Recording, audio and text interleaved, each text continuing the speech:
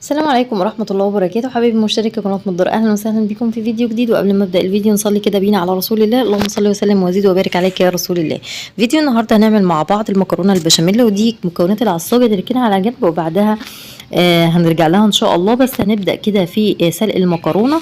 بعد ما المية بتاعتي غليت نزلت بشوية ملح عليهم شوية من الزيت، ونزلت بالمكرونة بتاعتي. نزلت ليه بزيت وملح؟ علشان اولا المكرونة تكون يعني حقيقها شوية كويس، والزيت علشان المكرونة ما تعجنش مني. كده كده مش هندي المكرونة سلقة كاملة، هندي لها 3/4 سوا، لان هي هتكمل باقي السوا بتاعها في الفرن ان شاء الله. هنبدأ بقى في العصاج بتاعنا. في طاسة على النار نزلت بقطعة من السمنة وعليها شوية زيت، وهبدأ انزل بالبصل بتاعي متقطع مكعبات صغيرة زي ما قلت لكم. هبدأ اديله تشويحة كويسة، مش هوصل البصل بتاعي لدرجة الغمقان، زي ما انتي تكوني كده بتعملي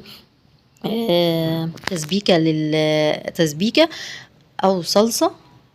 لا خالص، انا يا دوب بس هديله تشويحه خفيفه، يعني يوصل للون الابيض الشفاف كده زي ما انتم شايفين. وبعدها انزل عليه باللحمه اللي معايا. انا معايا نص كيلو لحمه مفرومه. اللحمه ما فيهاش نسبه دهون كتير، لان هي بتعمل العصاجه. امتى تستخدمي اللحمه المفرومه فيها نسبه دهون؟ يعني بمعدل 3/4 للربع لما تكوني بتعملي كفته مثلا. لكن العصاج بيفضل ان اللحمه تكون في نسبه اللحمه اكتر من نسبه الدهون. واذا يعني ممكن يكون اصلا ما فيش دهون في اللحمه. بعد طبعا ما عصقت كده اللحمه مع البصل واديتهم تشويحه كويسه، بنزل بباقي المكونات. معايا فلفل ومعايا جزر متقطع مكعبات صغيره، هديهم تشويحه برضو مع اللحمه كده شويه حلوين. وبعدها هضيف مكعبات الطماطم. هنا كانت المكرونه بتاعتي اخدت زي ما قلت لكم يعني 3/4 سلقه كده. هبدا اطلعها واصفيها. نزلت هنا بالطماطم على العصاج بتاع اللحمه. الطماطم هنا متقطعه مكعبات صغيره. هبدا اديها تشويحه لحد ما كل المكونات تدبل معايا واللحمه تدخل في السوا. كل ده على نار عاليه علشان مفيش حاجه تنزل الميه بتاعتها من الخضار. تمام. هنا بقى بعمل صوص البشاميل اللي معايا. هنزل ب3 معالق من السمنه، عليهم شويه زيت، وعلى قد السمنه هنزل بالدقيق. نزلت ب3 معالق هنزل ب3 دقيق. نزلت ب4 معالق هنزل ب4 دقيق. هنا زي ما انا كنت نزلت ب3 معالق هنزل ب3 من الدقيق، وهشوحهم تشويحه كويسه لحد ما اشم ريحتهم، وانزل عليهم بايه اللبن. وكمان ضفت شوربه، وزودت زي ما قلت لكم شوربه كانت عندي زودت عليها، واديتهم التتبيله تتبيله فلفل وجوز الطيب وملح، وبهرتهم يعني كويس. وبدات دلوقتي نزلت بكبشتين على المكرونه اللي معايا. وهبدا بقى اجهز الصينيه بتاعتي. كده انا كنت سخنت الفرن. نزلت بطبقه من المكرونه على الصينيه في قاع الصينيه كده، وهنزل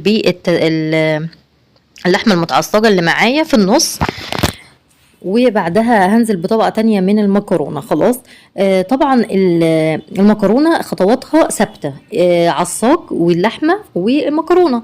الحاجات اللي باقية دي تجويد منك. انت بتحبي البشاميل جوسي، بتحبي تقيل، بتحبي المكرونه مسلوقه نص سلقه، يعني سلقه 3/4 سلقه زي ما انا قلت لك، وتدخليها الفرن تكمل سواها. بتحبيها اصلا مسلوقه سلقه كامله وبعدها تدخليها الفرن بحيث ان هي تكون طيبه زياده عن اللزوم، او يعني انت بتحبيها كده مش واثقه ان هي هتاخد السوى الكامل في الفرن. فده براحتك خالص. الاضافات حسب ذوقك، لكن الخطوات الاساسيه دي معروفه.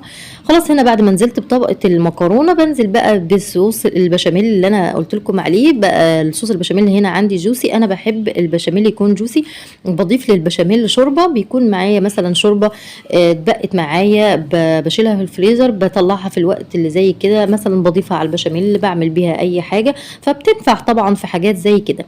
طبعا هنا هنزل بصوص البشاميل، وهغطي كل المكرونه، طبقه المكرونه اللي من فوق، علشان لما تيجي تفتحي الشوايه عليها تاخد لون من فوق، ما يتحرقش منك اي حاجه ظاهره من المكرونه. وبعد ما اخلص صوص البشاميل اللي معايا بضرب بيضتين وارش عليهم شويه فلفل على جوز الطيب وعلى البهارات 7 كده. وبعدها ابشرهم كويس، اضربهم كويس، وبعدها انزل عليهم على وش الصينيه اللي معايا. عايزه تضيفي انتي جبنه موتزاريلا او ميكس جبن، يعني حسب راحتك وحسب ذوقك وطريقتك في كده الصينيه بتاعتي خلاص جهزت، وانا فاتحه الفرن طبعا من قبلها، في فرن سخن، هتدخل على الفرن السخن في الرف المتوسط، يا دوب هتاخد نص ساعه زي ما قلت لكم. اول ما تلاقوا الجناب بتاع الصينيه بدأت كده تاخد لون، هتفتحوا الشواية عليها، يعني حاجة بسيطة خالص، تاخد لون كمان من فوق، وتخرجوها بالهنا والشفا على قلوبكم زي ما انتوا شفتوا كده. ده بعد ما خرجناها من الفرن، الصينيه مستويه كويس وطالعه تمام. جربوا المكرونه البشاميل بالطريقه دي هتعجبكم جدا. ما تنسونيش في اللايك والاشتراك في القناه وتفعيل الجرس، والسلام عليكم ورحمه الله وبركاته.